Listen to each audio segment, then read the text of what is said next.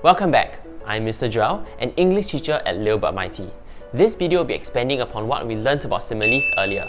If you've yet to check out that blog post, you can do so here. Let's go! John was embarrassed and his face turned as red as a tomato. Joycelyn ran as fast as lightning to answer the doorbell. Now, I'm sure you've heard of these similes before. Actually, I'm sure you've heard of them many times before. Your teachers would also have heard these similes many times before. When done in excess, these similes can seem a little dull and repetitive. For example, when you talk about John's face turning red, most teachers would already assume you're going to talk about it being as red as a tomato. Therefore, using such similes means your story might not be as fun or as exciting as it should be. So now that we've learned about similes, let's see how we can make them even stronger. To ensure our similes excite our readers, let's try to break free from using cliched similes and to flex our brain muscles to think of more interesting similes. Cliched similes refer to similes that have been used over and over again. For example, as red as a tomato or as timid as a mouse may still be fine when you're in Primary 1 or Primary 2. However, when we reach to Primary 5 or Primary 6, let's try to use stronger and more exciting similes. So how can we do this? Here are a few ways. Number 1. Use your own experiences.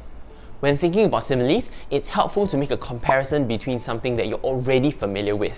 This makes the simile unique to your experiences. For example, let's try to use an interesting simile to describe when something smells. Instead of saying, "This classroom is like a garbage dump," we can say, "This classroom smells like the toilet after a PE lesson."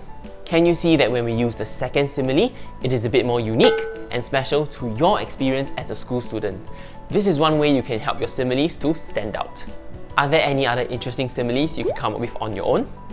If you would like some help, please check out this blog post below to see how you can draw from your own experiences to write more interesting similes. The second thing you can do to make your similes more interesting is to think about your feelings. How you feel about something can also change how you describe it. Let's consider an example. Birds chirping in the park. Let's consider how you would feel towards birds chirping in the park when you are feeling happy or maybe annoyed. If you're feeling happy, I'm sure you would think that the birds sound very melodious to you. In that case, you can say that the birds chirping sounded like a melodious chorus. However, if you're already feeling annoyed, it is very possible you would feel irritated by the bird. Remember this sound? Ooh-woo! Ooh-woo! When you hear this sound in the morning, do you still think it's a melodious chorus? I'm sure you don't. Perhaps you might be thinking, why is that bird so loud? In that case, you can describe the bird as an alarm that could not be turned off. For example, that bird sounded like an alarm that could not be turned off. Do you see how considering your character's own feelings can help you in crafting out interesting similes that fit the situation well? Now let's move on to point number 3. Number 3, avoid using cliches. As mentioned, some similes are run-of-the-mill and readers or teachers might have seen them multiple times before. What are some examples? Whenever you're about to use such a simile, stop and think if there are better similes that you can use. Take note, it does not mean that such similes are bad. Instead, we should look to challenge ourselves to write even better similes. After learning about how to use stronger similes, let's answer the next question. When do we use such similes? Firstly, we can try to use such similes during exciting parts of the story. Focusing these similes and these descriptions during the most exciting parts of your stories can really help bring your story to life. Secondly, we can use such similes to describe our characters' emotions. These are good opportunities for you to start using similes.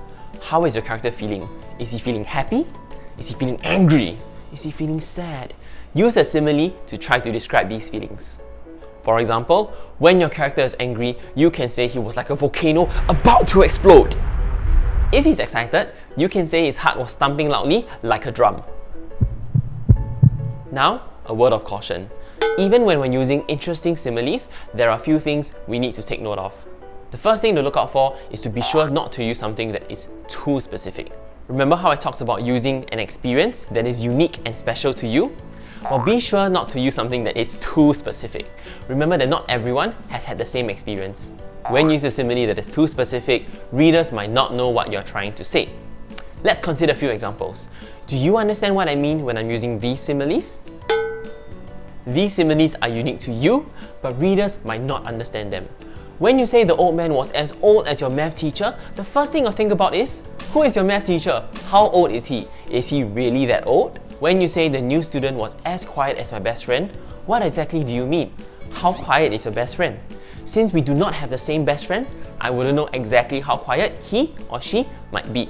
The alley was as dark as the path I took to go home every day after school. What path did you take exactly?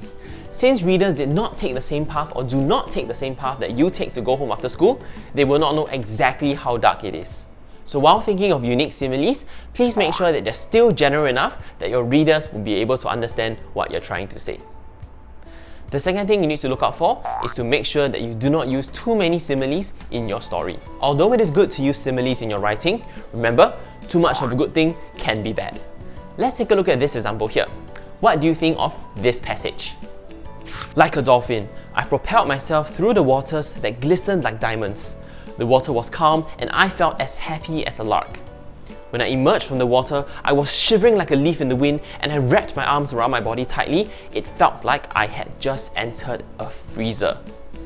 Can you see that in this short passage, there are 5 different similes? Do you agree that this is a little too much? Perhaps it would be better if we use them a bit more sparingly. After all, this is just but one way to make your stories more exciting. Now I understand that you may have a lot of wonderful similes at your fingertips. If it comes to that situation, I would recommend that you choose the best and the most appropriate simile to use in your story. We've come to the end of the video. I hope you've learned a lot of interesting things about similes and I'm excited for you to use them in your writing.